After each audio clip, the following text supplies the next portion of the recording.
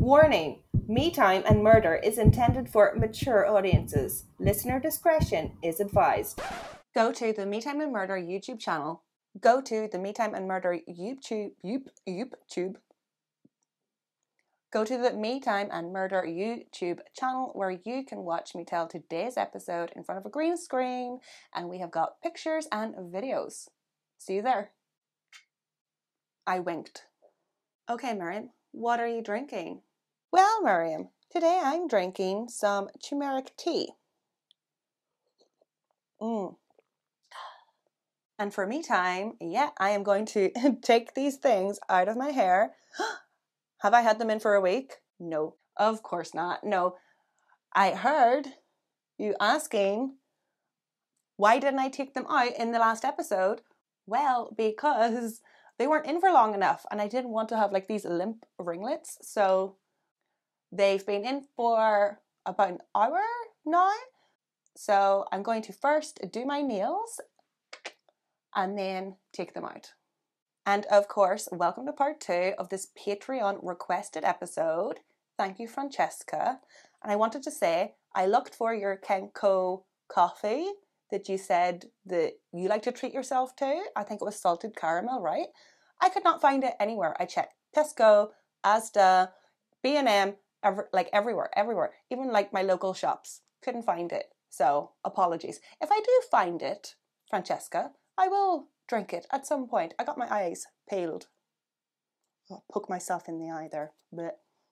So with today's episode, we are still mostly in the southwest London area. You want a map? Sure. Wow. It's so informative. So last episode I covered the awful and brutal cases of Millie Dowler, Marcia MacDonald, Kate Sheedy, and Amélie de Lagrange. And it was the attempted murder of Kate Sheedy. Fortunately, she survived. So when we last left off, the Twickenham police were in a desperate hunt to find the person responsible for attacking and murdering women. At the end, we had just found out the police got a break in the case when Jo Collins informed them that her ex-partner had a serious hatred of blonde women and drove a little white van for his wheel clamping business. This is Levi Bellfield. So who is Levi Bellfield, you ask? Levi Bellfield was born in Isleworth, London on the 17th of May 1968 to Jean and Joseph Rabbits, who were of Romani Gypsy descent. Levi had 2 brothers and 2 sisters, and the family were very close-knit. Unfortunately, their father died of leukemia in 1978, when Levi was only 10. As a result, Levi developed a very close bond with his mother. In early years, Levi thought that he was very special, a view encouraged by his mother. The family grew up in a large West London council estate, which was at the time like a large community of travellers. At school, Levi was a bit of a tearaway and a troublemaker, but nothing out of the ordinary. It didn't seem like he was like beating up kids, or it didn't seem like he had violence. Of course, like he could have. It just wasn't reported. When Levi was only 13, he landed his first serious criminal conviction for burglary. And yeah, like that is sort of like the, what's it called? The breakthrough. That is like the gateway crime for other crimes, right? If you can take something that doesn't belong to you, although we've all done that. I used to steal Pepsi Max when I was like 11. I wanted to be like one of the Spice Girls. As Levi became a young man, he realised that he had a way with the ladies. Oh my gosh. Now, you wouldn't call Levi attractive by conventional standards, especially when you compare him to, I don't know, like Captain America or Thor, but Levi was a very cheeky, charming chap who had nice cars and nice clothes. In 1989, at 21 years old, Levi set up home with his girlfriend and had 4 children with her. When he was 22, he was convicted of assaulting a police officer, and by 2002, Levi had fathered 11 children with 5 different women. Move over, Mick Philpott. Also by 2002, Levi had 9 convictions, including theft and driving offences, and had spent nearly a year in prison serving time for these offences. Obviously, though, we're not at the level of violence yet. It was after this that another woman would fall for Levi's charms and would go on to have 2 children with him. His common law wife, Jo Collins, who we mentioned in the last episode. Jo worked very closely with the police in this case, in bringing them down. She also testified in the trial, which we will be covering later. Jo met Levi in her late teens. They drank at the same local pub. According to Jo, everyone knew Levi and loved him. Everybody wanted to be his friend. He was the fun. He was the banter. He was loud. Everybody wanted to be around him. He was a good time. But do we think Levi was a good boyfriend? Well, with his track record, where he obviously doesn't care about hurting other people's feelings, no. I mean, if you're willing to burgle somebody's house and steal their possessions and drive recklessly, endangering other people's lives, I mean, your number one concern is yourself. Working as a bouncer, Levi met lots of intoxicated women and girls and did not think twice about cheating on his common-law wife and having extramarital affairs. As Levi got older and probably more grouchier, more bitter probably is the best word, he acted entitled. He thought he was entitled to women. They were there for one purpose, and that was to serve his needs. And when these women would not comply with his needs, that's when he would become violent. His ex-girlfriends would never report Levi for his violence because they were obviously scared of what he was going to do to them. For Jo, the abuse started 6 months into the relationship, escalating when she got pregnant. He would slap her, beat her, and watch her pee. He would also do nasty things like burn cigarettes into her and make her sleep naked on the floor. But Jo was tough, and she was the only one who reported him to police. She marched down to the police station and had an injunction put on him. But within an hour of that injunction being served to Levi, Levi tore up the injunction, put it in an envelope, and posted it through Jo's door. On the envelope it said, "Now I'm going to kill you." From then on, Levi would stalk Jo, watching her and leaving her threatening messages. Jo thought to herself that she wouldn't be surprised if his violence and threatening and entitlement nature were to escalate. And she was right. Anyway, back to the case. It was the tip from Jo, Levi's ex, and the ownership of the little white van, this one, there he is, isn't he proud of his wee van, that led police to suspect Levi. Police researched Levi more and were able to link Levi to another vehicle. The white people carrier van car, this one, that had ran Kate Sheedy over. They had enough to bring Levi in for questioning. See, one of the many times Levi was arrested was in May 2004, when he was arrested for the kidnapping of a pub landlord. According to the pub landlord and Levi, the incident was just a prank gone wrong. No charges were brought, but that arrest still took place. And that abduction took place in the same white people carrier van that ran Kate Sheedy over. Levi Bellfield was now the prime suspect. Why is this finger sitting up like that? Oh. At dawn on the 22nd of November 2004, police raided Levi's home. And he was found hiding in the attic, completely naked. Oh, what a mess. There was more. The poor police. So apparently he was hiding in the attic because he didn't think that the police would find him.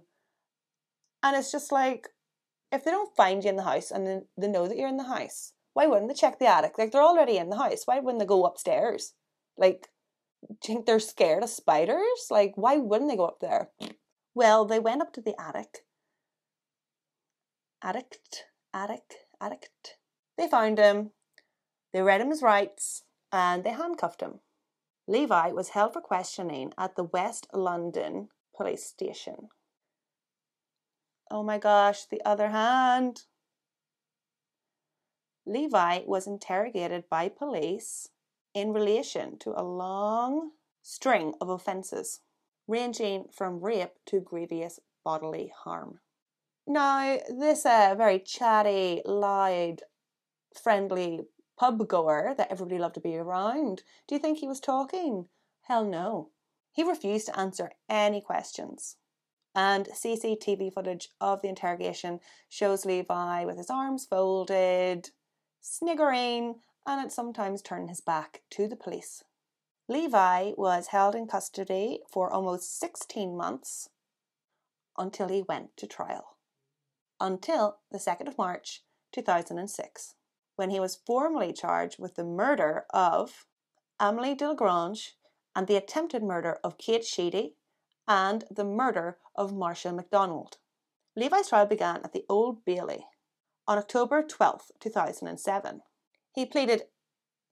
What do you think he pleaded? Pled? What do you think he pleaded? Not guilty, of course. Levi's trial for the murders, Levi Bellfield's trial was very long and drawn out because he refused to give any statements. So there was a lot of supposing from the lawyers. And Levi was, although he had a squeaky voice, according to some, he was a big guy and he was quite imposing in the dock. Like, he's quite big and tall. You know, he was a bouncer. And he would act very nonchalant. And I think that possibly swayed some of the jurors from other verdicts that we're going to cover. But thankfully, the circumstantial evidence weighted heavily against him, including the 20 or 30 sightings of his little white van on CCTV, circling the Twickenham Green Park area for 45 minutes before Amélie was murdered. Very coincidental that you were there. And okay, so it is actually coincidental, but the jury heard that after the murder of Amélie, Levi abruptly up and moved his family to Kent right after the murder. Similarly, he took his family on an impulsive vacation to Tenerife after the murder of Marcia. What you doing? It was argued that Levi got angry when he approached a woman and he felt rejected. What is that quote? It is such a good quote. Men fear that women will reject them, and women fear that men will kill them. Is that it? You know it. It's such a good quote. Obviously, I don't know it, obviously. During the trial, jurors also heard testimony from 2 other surviving victims. Remember we talked about them in the first episode, in part 1? We don't have time to go into their cases deeply. There is more information out there. Anna-Marie Rennie survived an abduction attempt by Levi Bellfield when she was 17 years old. She was walking home alone at 8:30 at night. She was in Twickenham and she was walking by a bus stop. And Levi, for a while, was known as the bus stop killer. So anyway, she's at a bus stop when a car pulls up beside her. She turned around to see two men in the car, one driving and the other one leapt out. Levi. Levi allegedly grabbed Anna Marie by the arms and tried to shove her into this car. Anna Maria violently kicked and screamed and bit and shoved, and she was able to break free and run home. When she got home, she reported the incident immediately. She told her parents, told the cops. Can you imagine at 17? The second survivor of Levi Bellfield is Irma Dragoshi, who does not appear to have shared her image, but safe to say she's probably safe to say she is probably the same profile as the other women and girls. She's probably white with fair hair. So Irma, she survived a hammer attack when she was 36 years old. Irma was walking along the street when she was hit over the head with a blunt instrument. She was also assaulted while waiting at a bus stop. The court was told that Levi got out of a nearby vehicle, ran over and attacked her with a blunt instrument. An associate of Levi actually corroborated this statement and said that he was in the car when it happened. Apparently, Levi said to him, "Watch this." He leapt out of the car with a hammer and struck Irma. Thankfully, Irma survived, but she was left with temporary amnesia. So, she doesn't remember all of the events, but she knows she was hit in the head, most likely with a hammer. So, in this case, there was no hard evidence. There was no CCTV footage of Levi committing the crime. There was no DNA. There was no fingerprints. There was no murder weapon. There was no eyewitnesses. Plus, Levi did not admit to any of these charges. So it was very circumstantial. And hearsay, a lot of hearsay evidence. Are you going to believe his friend? What if his friend is not an upstanding citizen? But on February the 25th, 2008, Levi Bellfield was found guilty of the murders of Amélie de Lagrange and Marcia MacDonald, as well as the attempted murder of Kate Sheedy. Unfortunately, the jury could not reach a verdict on whether Levi was guilty of the other charges of assault on Anna Maria and Irma.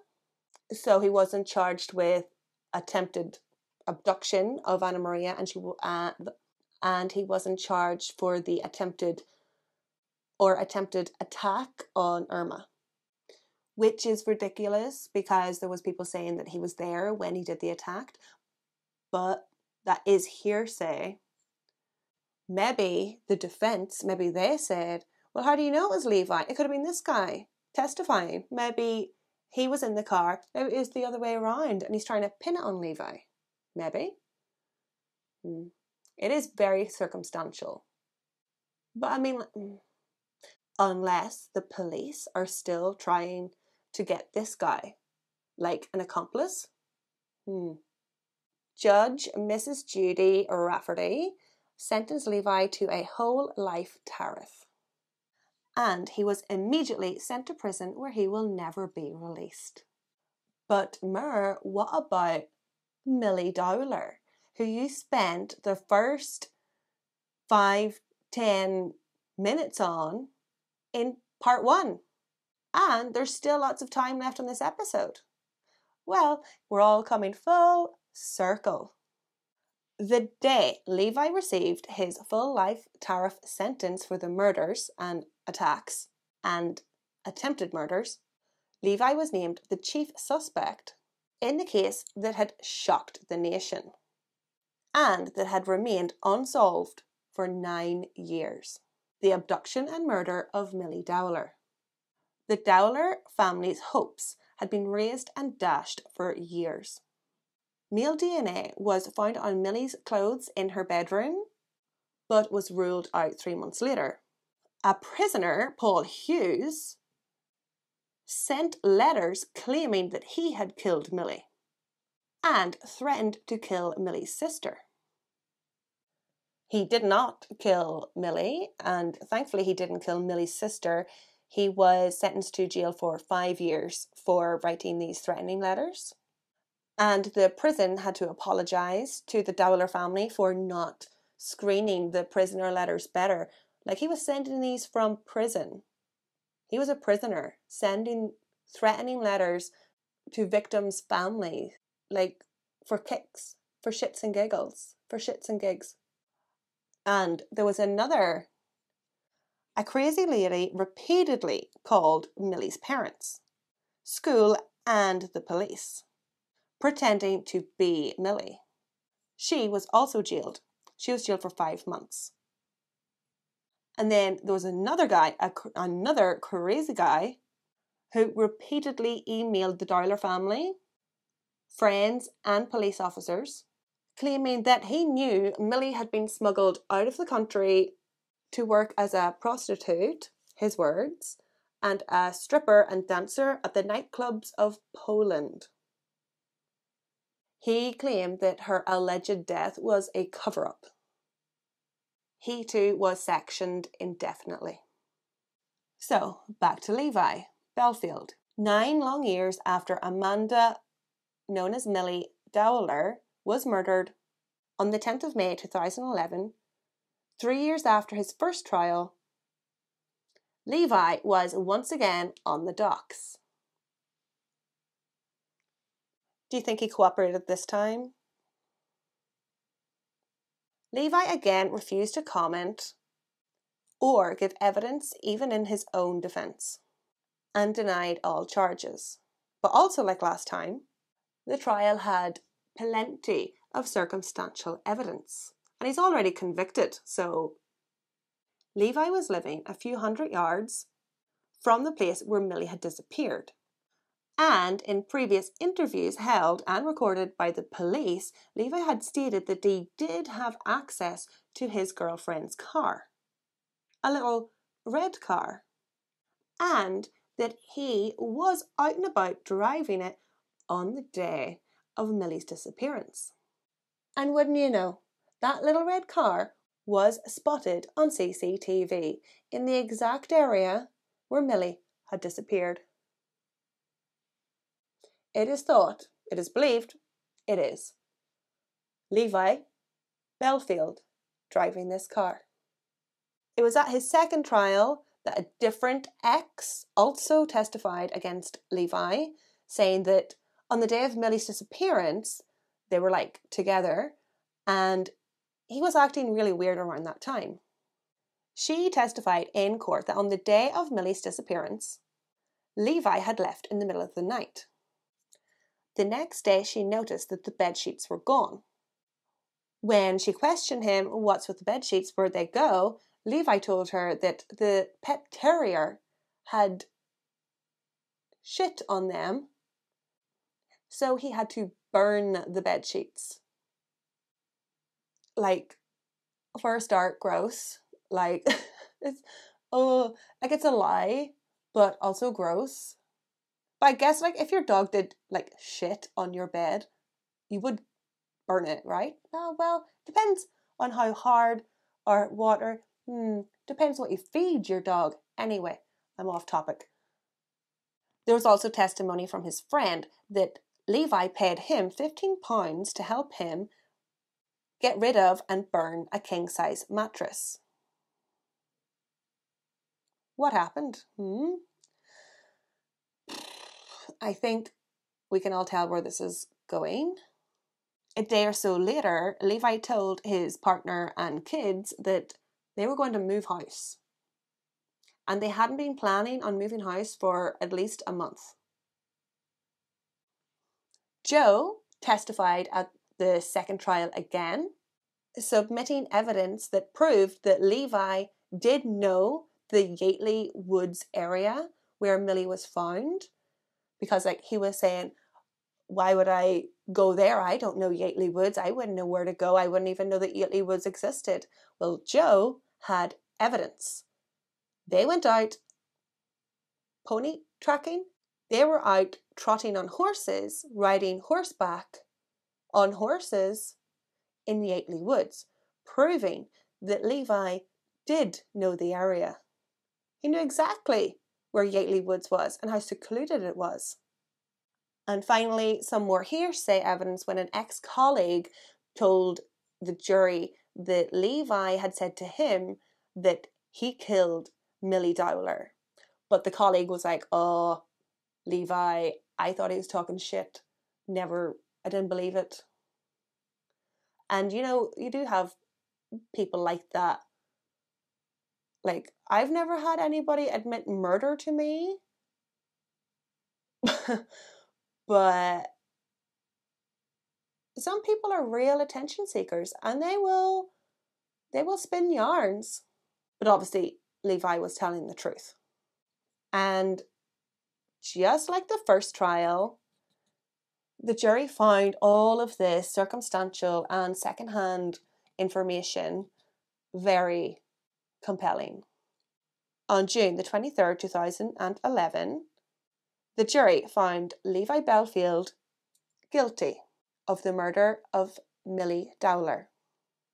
Judge Mr. Justice Wilkie sentenced Levi to a whole life tariff, meaning that he is the only convicted killer in the UK to receive 2 life tariffs. So obviously, you know, it's not pointless, but it's sort of like he's meant to die in prison for his first conviction, serve again another life sentence. But obviously it's important for the justice for the families and the victims.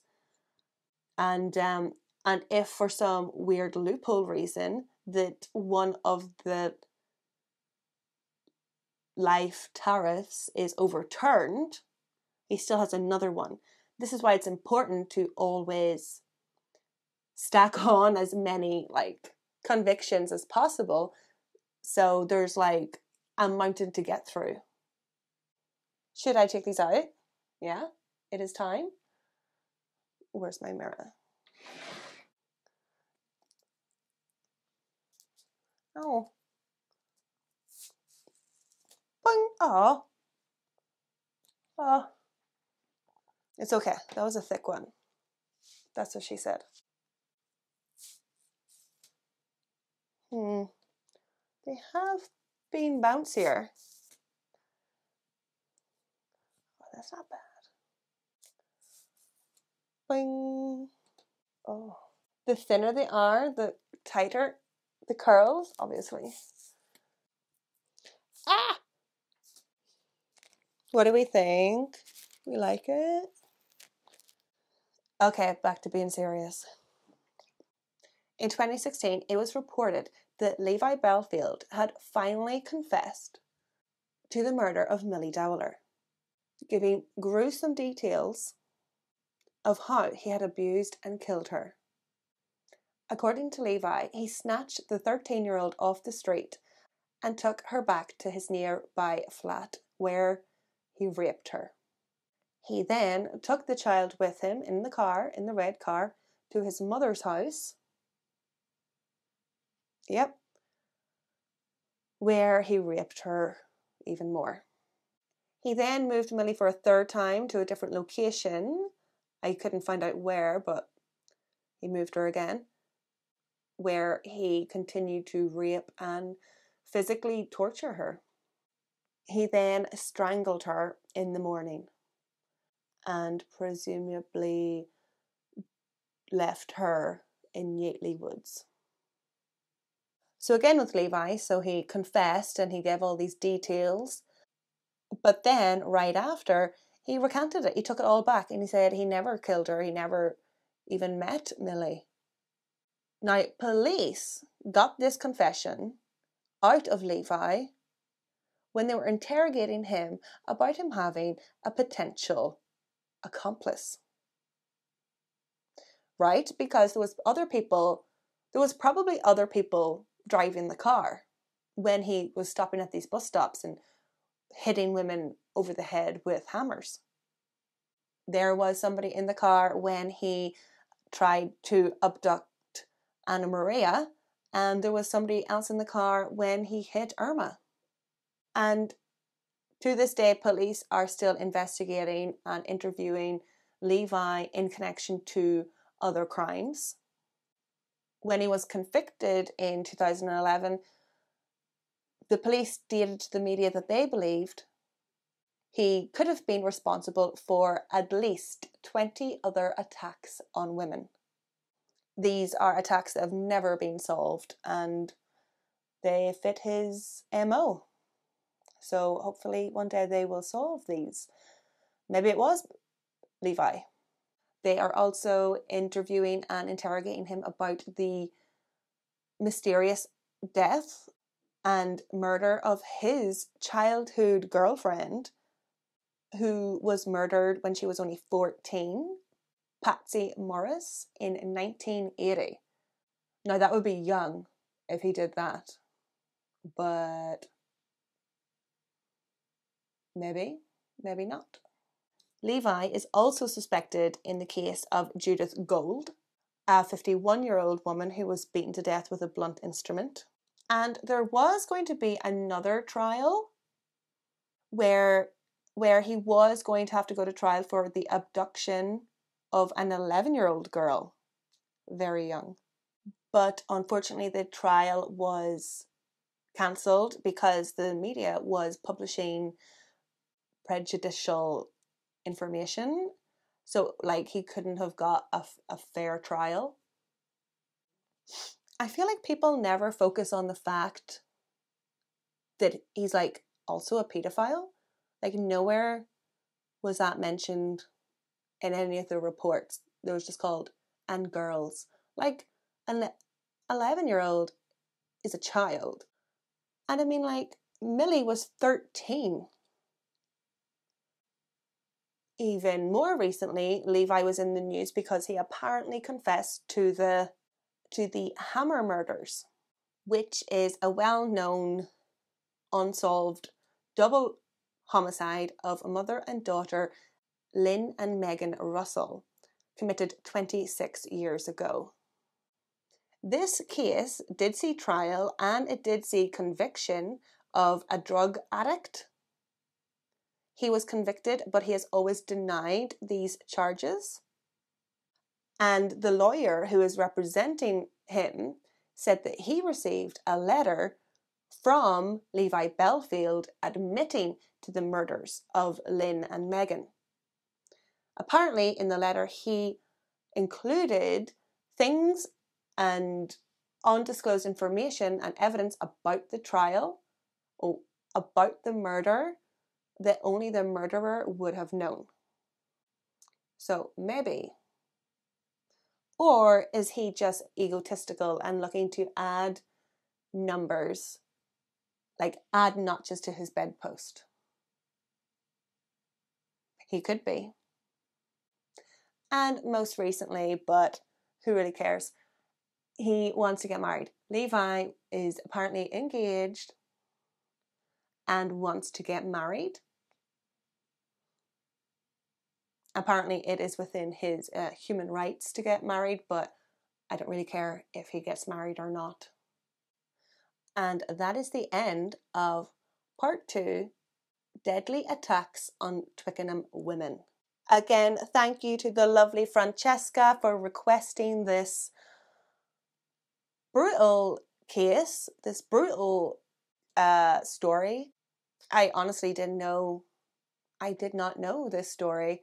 And isn't it sad that in today's age, with how far we've come as a society, a global society, that women and girls are still not safe? Like, we still have to look behind our shoulder. We still have to look over our shoulder. Was it yesterday or today? An Instagram follower commented on a post saying, "Oh, you were talking about pepper spray in this episode and it's illegal in the UK and Ireland." And she commented saying you should just buy one of those mini hairsprays and keep that in your bag. So maybe I wonder if the stronger ones are better. Or maybe the cheaper ones are better. They'd be like full of toxic crap, right? So could carry those. You see, this is sad that this is what we are reduced to. Be careful, there's a lot of losers out there. Again, appreciation to the journalists, reporters and writers for whom I took my sources. If you have any ideas of what I should do for my next me time, I've done my hair, I've done my nails. What should I do next time? Let me know. Slán!